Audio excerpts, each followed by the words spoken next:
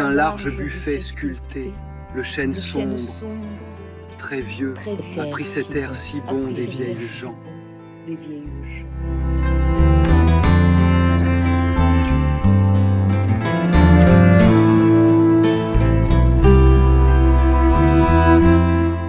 Le buffet est ouvert et verse dans son ombre, comme un flot de vin vieux, des parfums engageants.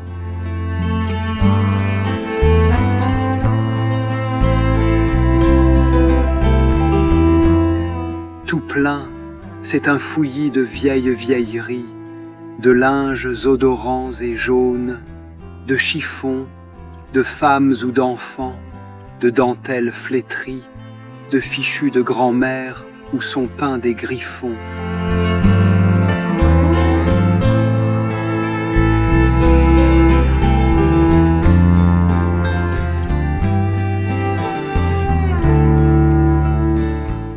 C'est là qu'on trouverait les médaillons, les mèches de cheveux blancs ou blonds, les portraits, les fleurs sèches, dont le parfum se mêle à des parfums de fruits.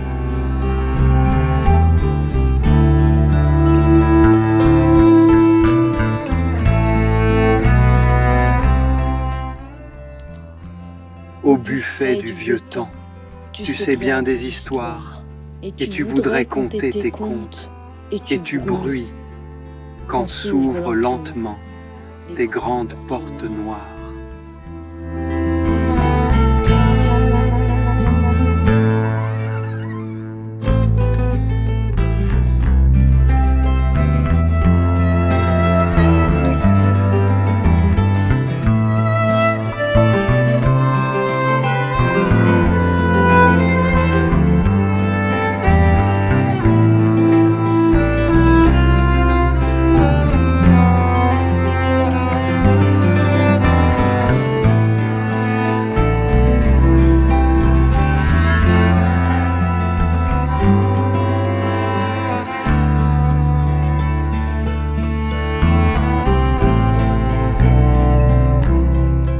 Arthur Rimbaud est connu pour son approche non conventionnelle de la poésie.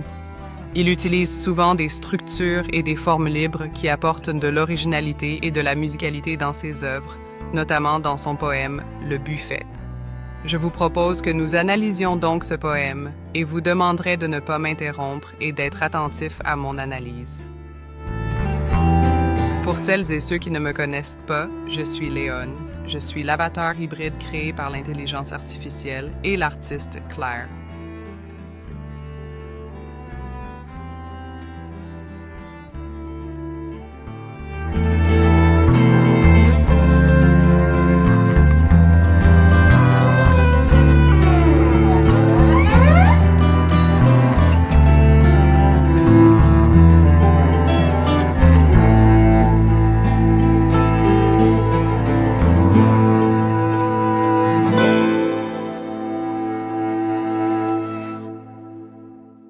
Bonjour Léon et bienvenue à toutes et tous.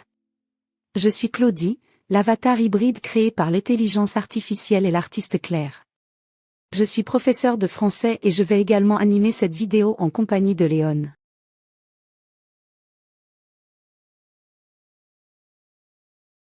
D'accord, super. Merci Claudie. Le buffet, c'est un poème qui se compose de 2 quatrains et 2 tercets et qui... Léon.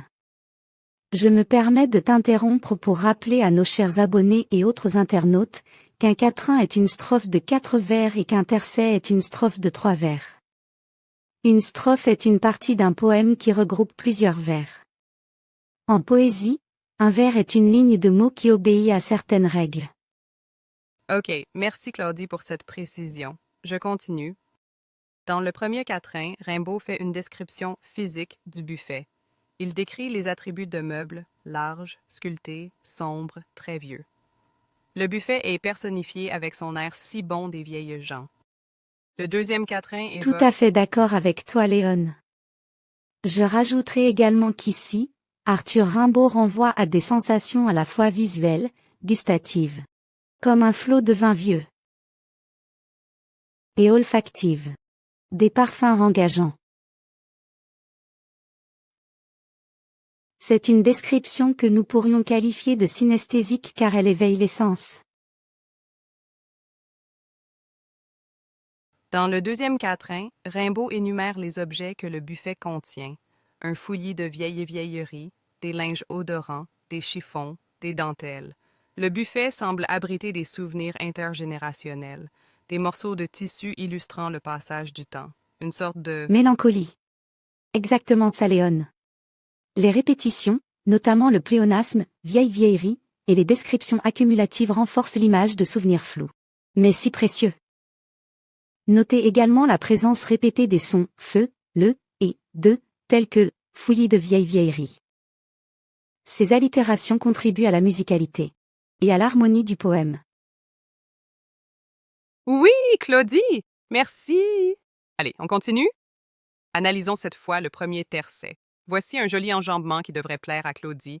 Les mèches, à la ligne, de cheveux blancs. L'énumération d'objets qui nous lient au passé et que le buffet pourrait recéler renforce la dimension nostalgique du poème. N'est-ce pas, Claudie? Tout à fait, Léon.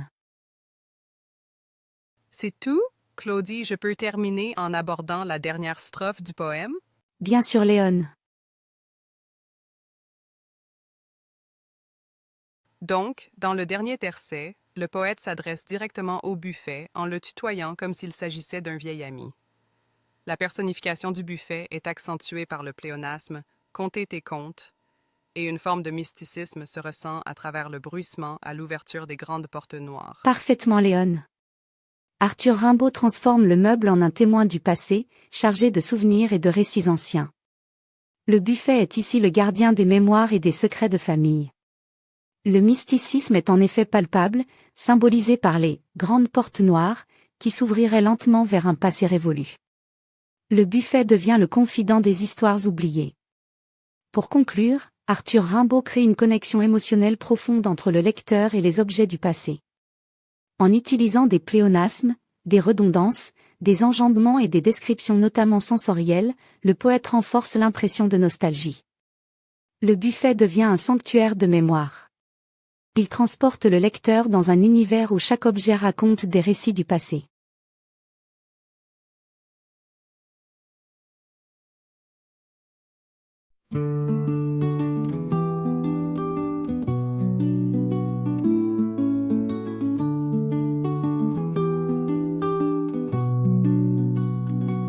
C'est un large buffet sculpté, le chêne sombre, très vieux a pris cet air si bon des vieilles gens. Le buffet est ouvert et verse dans son ombre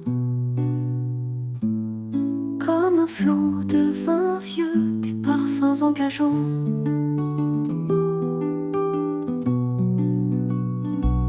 Tout plein c'est un fouillis de vieilles vieillies, de linge d'odorants et jaunes de chiffon, de femmes ou d'enfants, de dentelles flétries, de fichus de grand-mère où sont peints des griffons.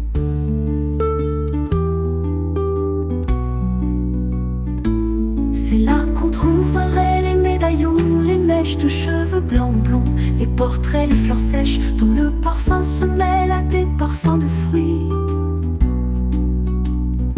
Au buffet du vieux temps, tu sais bien des histoires, et tu voudrais compter tes comptes et du bruit quand s'ouvrent lentement des grandes portes noires.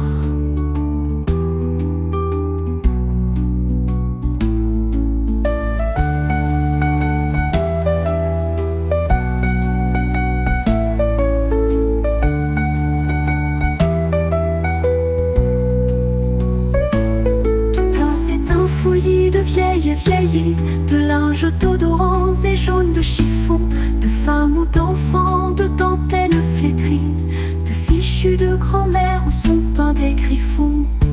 C'est là qu'on trouverait les médaillons, les mèches de cheveux blancs blonds, les portraits, les fleurs sèches dont le parfum se mêle à des parfums de fruits. Au buffet du vieux temps, tu sais bien des histoires, et tu voudrais compter tes comptes et du bruit quand s'ouvrent lentement des grandes portes noires.